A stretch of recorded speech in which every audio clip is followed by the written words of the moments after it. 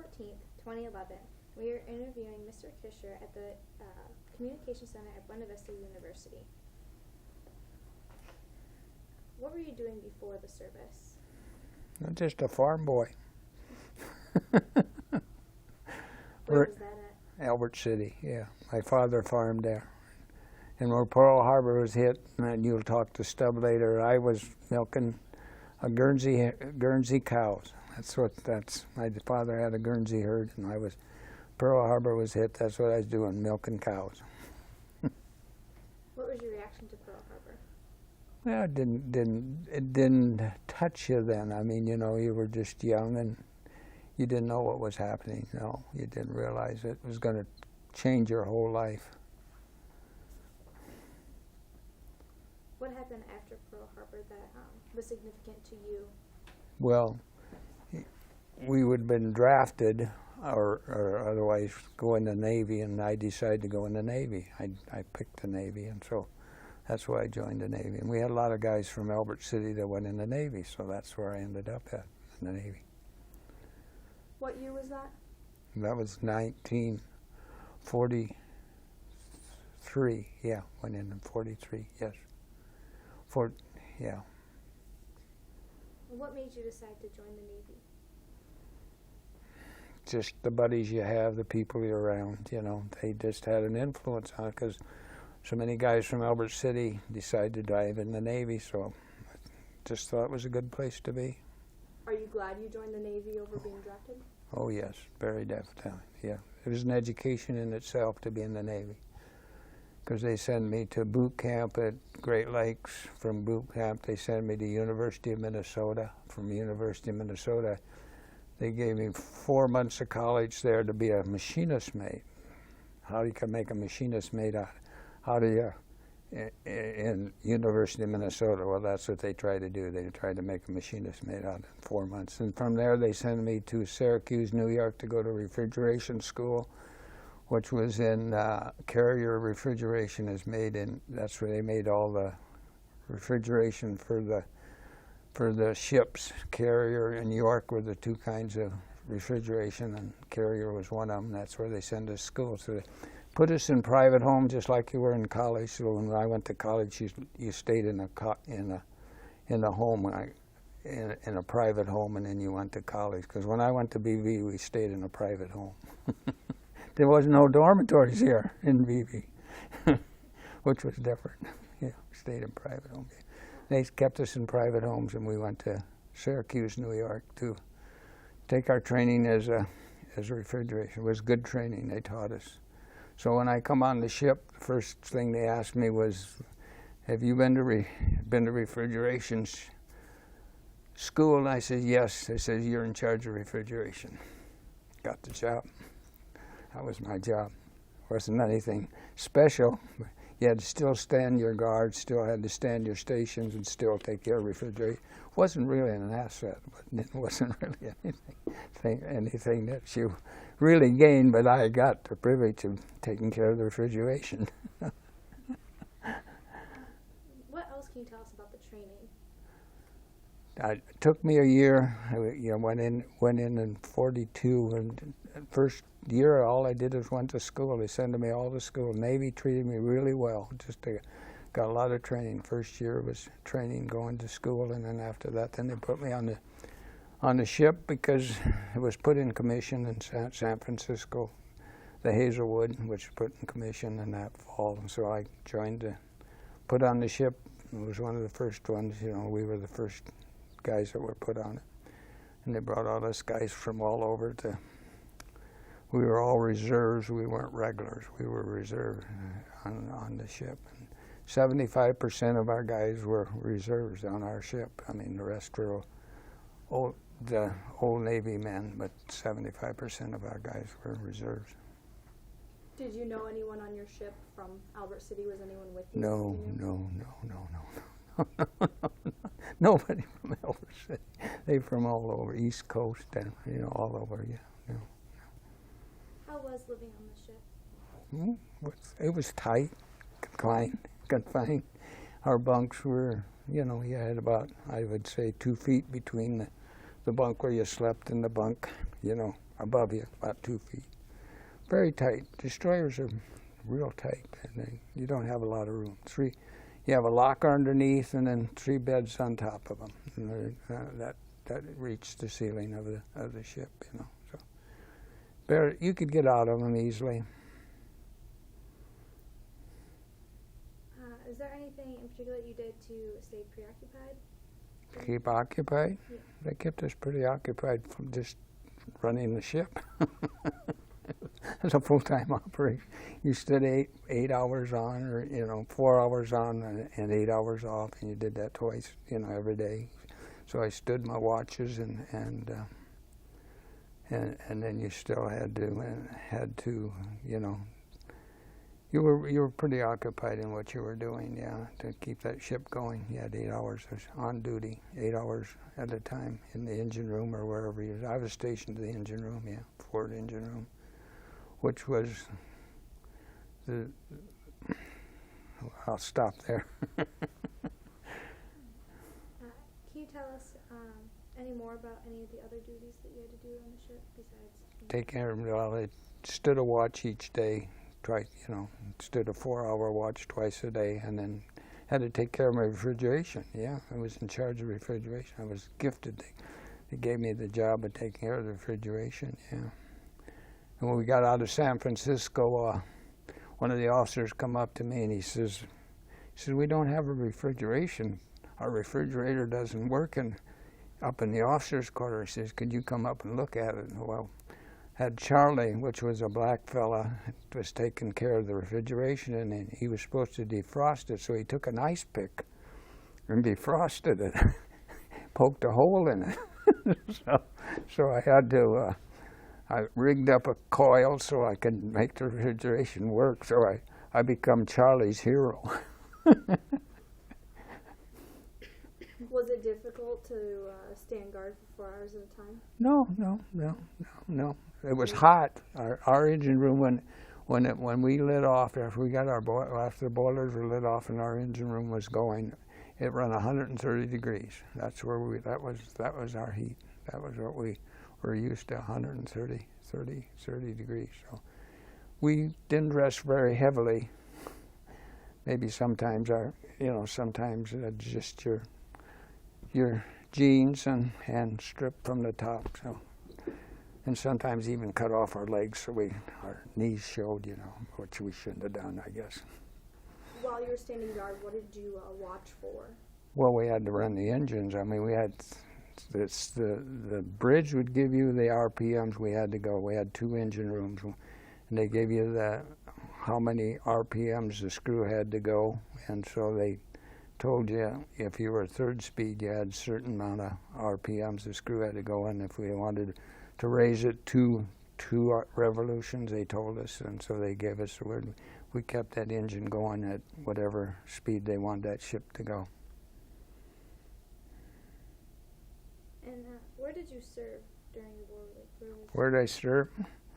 Well, we started at first we took it from San Francisco. After we put it in commission, we went from San Francisco to Honolulu. In Honolulu, we picked up the fleet there in a couple of days, and then we went out to the Gilbert Island, and we started the chain of the Gilberts. We went there for just to protect it the first time. The second time we went back, we went for the invasion, and that was really a bloody battle, because after the guys had went in, I'm starting to tear up. I'm sorry.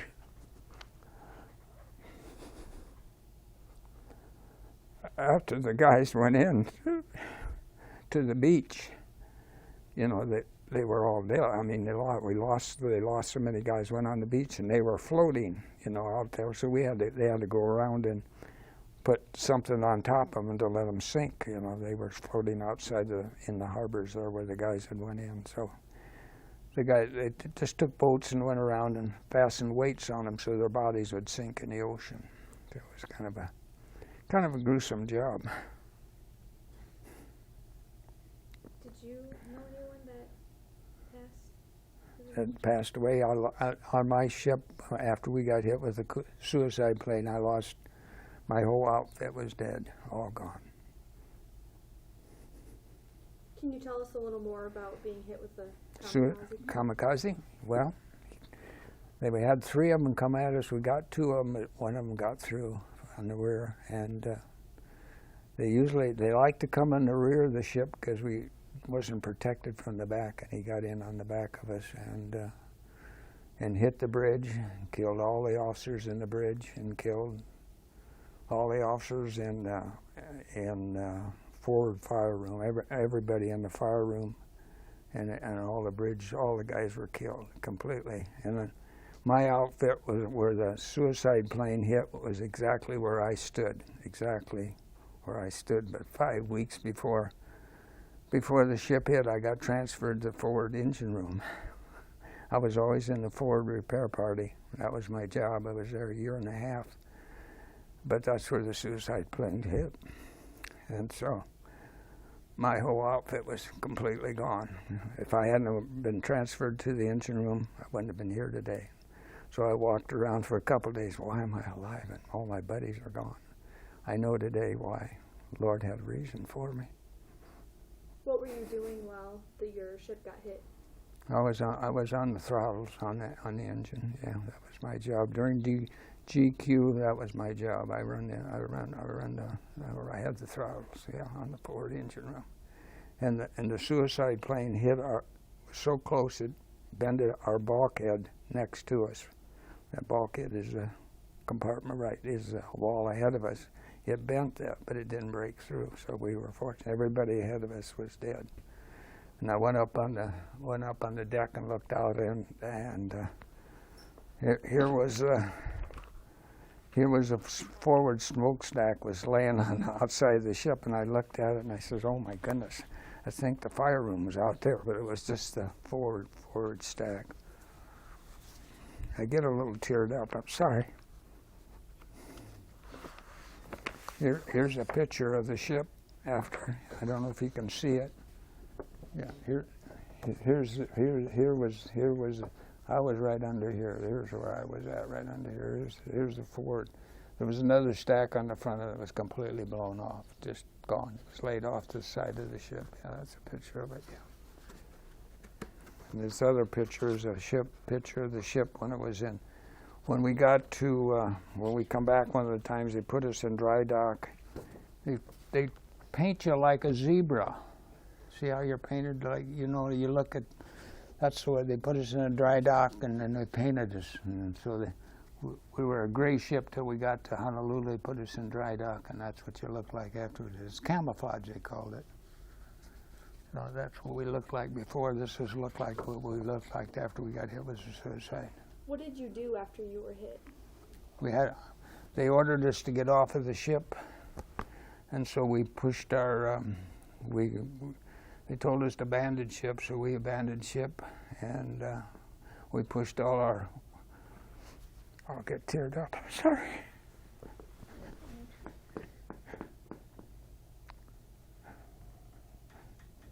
Well, after they told us to abandon ship, we went off the back of the ship. They told us to, and the guys all took off their shoes. You know how you do when you don't go in the ocean with your shoes on. So we piled our shoes, and my favorite story is we had shoes piled this high on the back of the ship. So we jumped off the ship. We had about 12 to 15 feet to get in the water. And when you go in the water, you take off your life jacket. You throw it in the water. You don't jump off the ship with a life jacket on.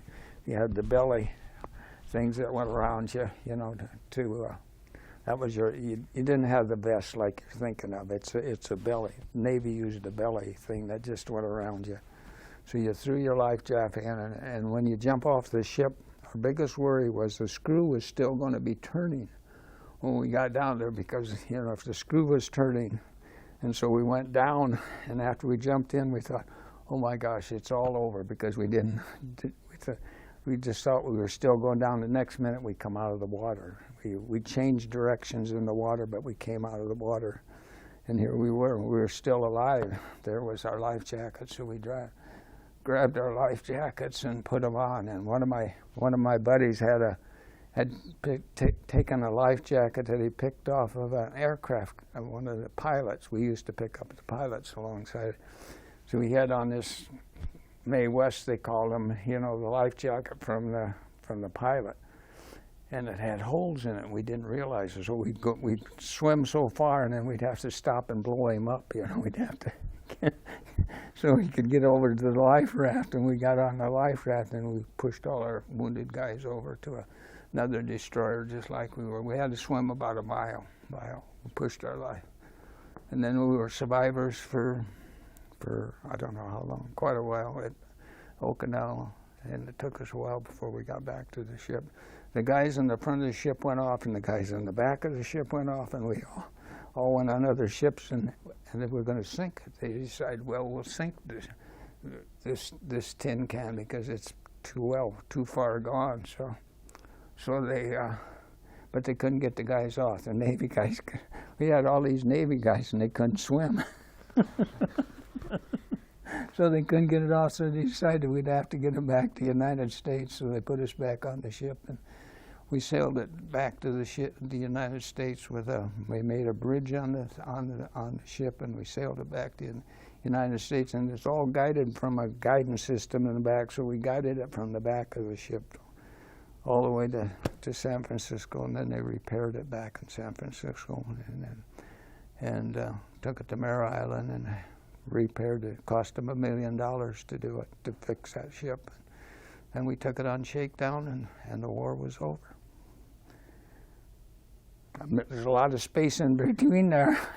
All the battles we went through, we went through 12 major battles. We went to 12 major battles.